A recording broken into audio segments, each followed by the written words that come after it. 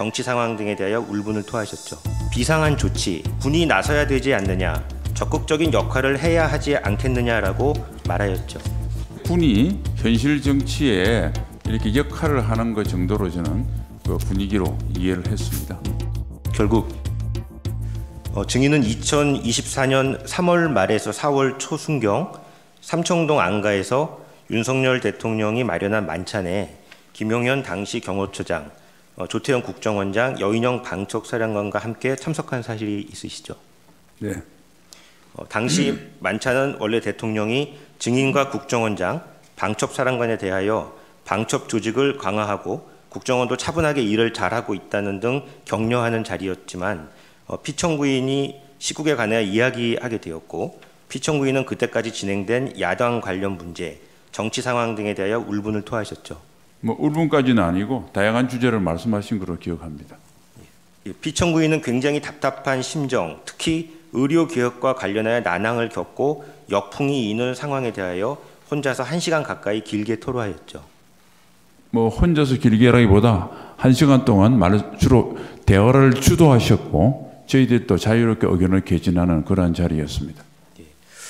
이런 과정에서 피청구인은 정상적인 정치 상황으로 가기 굉장히 어려워졌다 언급하면서 비상한 조치를 해야 하지 않겠느냐라고 발언하였죠. 네, 정확한 워딩은 기억나지 않은데 그런 취지의 말씀이 있었던 것으로 기억합니다. 피청구인은 군이 나서야 되지 않느냐, 적극적인 역할을 해야 하지 않겠느냐라고 말하였죠. 네, 그런 말씀을 했던 것이 아니고 저를 보고 말씀하셔서 제가 그렇게 느꼈던 것 같습니다. 증인은 그 당시에 비상한 조치, 또 군이 나서서 적극적인 역할을 한다. 이걸 어떻게 이해하셨나요?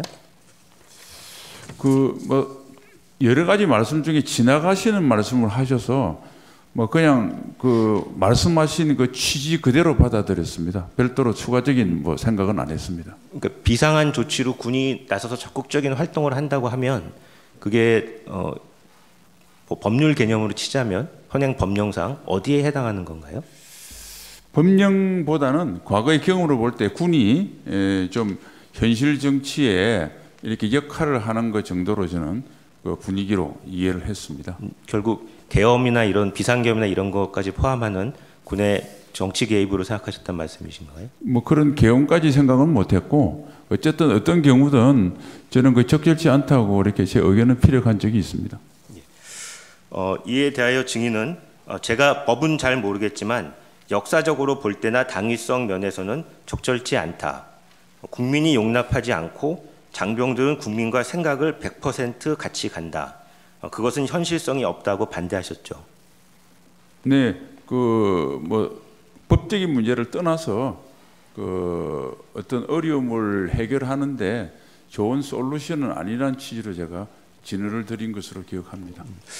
증인께서 당시 그 대통령의 그런 그 어떤 구상에 반대하신 나름대로의 그 당시에 그 합리적인 뭐 이유라든지 나름대로 논리적으로 분석하신 어떤 근거를 가지고 거기서 반대를 하신 건가요?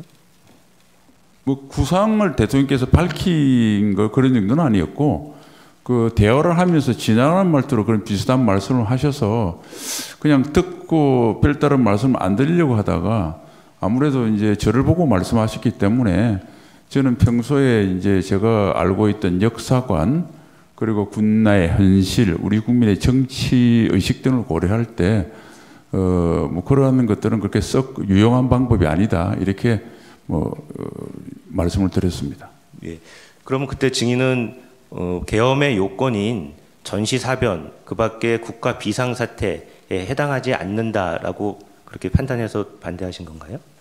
계엄이라는 건 생각을 못했기 때문에 그거는 뭐 적절치 않고 저는 뭐 비상하게 이렇게 조금 뭐 조치를 하는 것 정도로 이해를 했고 계엄과 관련된 생각은 하지 않았습니다. 예. 증인은 1979년 6.4 3학년 당시 12.12 사태를 겪는 등 군인으로서의 경험을 통해서 군의 정치 개입은 안 된다는 확고한 신념을 가지고 계시죠? 그렇습니다. 당시 조태용 국정원장도 국제관계에 대해 언급하면서 외국에서 받아들일 수 없고 우리나라의 국격에 비추어 생각할 수도 없다는 취지로 말하였나요? 예, 다음은 아마 국정원장도 그런 취지로 말씀을 드린 거로 제가 기억하고 있습니다. 그 당시 같이 참석하셨던 김용현 경호처장과 여인영 방첩사령관은 어떤 말을 하셨습니까? 저하고 국정원장이 그런 말씀을 하니까 대통령께서 다른 화제로 돌려버려서 그 사람들은 의견을 표명할 수 있는 시간적인 그게 없었습니다. 그래서 별도로 아무런 이야기를 하지 않은 것으로 제가 기억합니다.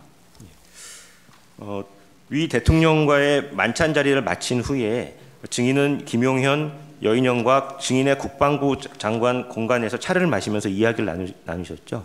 그렇습니다. 김용현 당시 경호처장은 증인의 육사 1년 후배일 뿐만 아니라 근무 연도 상당히 깊어 오랫동안 형 동생 관계를 유지해온 그런 사이시죠? 근무연은 없었고요. 단 한 달 정도 제가 대령 때 합참에 과장할 때 우리 과에 파견 나와서 저를 일을 도와준 적은 있고 그 뒤로 같은 장소에서 같은 시간대 근무한 연은 전혀 없습니다. 단지 제가 수방사령관과 합참작전본부장을 인계를 한 그런 연은 있습니다. 그리고 이제 형 동생은 대개 뭐 국회에서도 국회의원들끼리도 그렇게 많이 하는데 저 육사 선후배끼리 형 동생은 좀 일반적으로 많이 호칭을 하기 때문에 굳이 꼭 특별한 관계 때문에 호칭하는 건 아니라는 말씀을 참고로 말씀드립니다. 증인은 당시 대통령이 아무리 추중이라도 저런 말을 하면 문제가 될 수 있겠다는 생각하에 김용현과 여인영에게 대통령이 왜 울분에 차서 화를 내시며 저런 말씀을 하시느냐라고 물으셨죠? 울분과 화는 거 잘못된 좀 제 생각과 다른 표현이었고요. 어쨌든 지나간 말씀이 있지만 혹시 다른 분들한테도 그런 말씀을 하시면 괜한 오해가 될 수 있겠다 싶어서 그 두 사람에게 특히 이제 대통령을 근접해서 모시는 김용현 그 경호처장에게 좀 유익 있게 그렇게 대통령 잘 모셔라.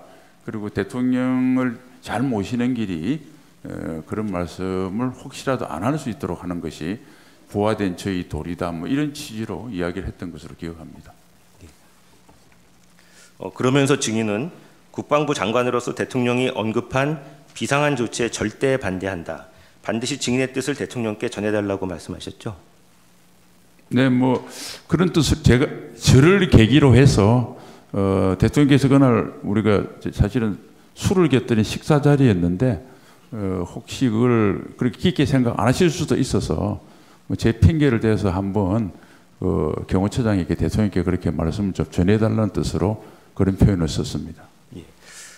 그리고 김용현 경호처장에게 대통령이 말씀을 잘 듣는 사람한테 오늘 취중에 이런 얘기를 했다는 점을 전하고 다음부터는 대통령이 이런 말을 하지 않도록 하라고 당부하셨죠.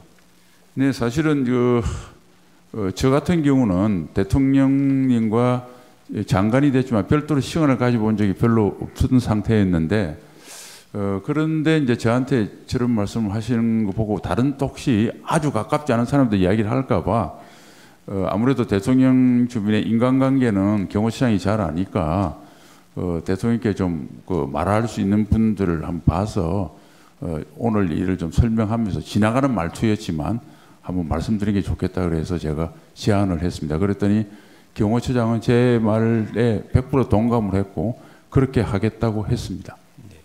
그 대통령께서 국정을 운영하려면 여러 가지 그 목소리를 많이 들어야 되는데 지금 증인께서 대통령이 말씀을 잘 듣는 사람한테 이 말씀을 전해달라고 할 때 보통 그 당시 증인은 어떤 분들을 머리에 좀 염두에 두고서 이런 말씀을 하셨나요?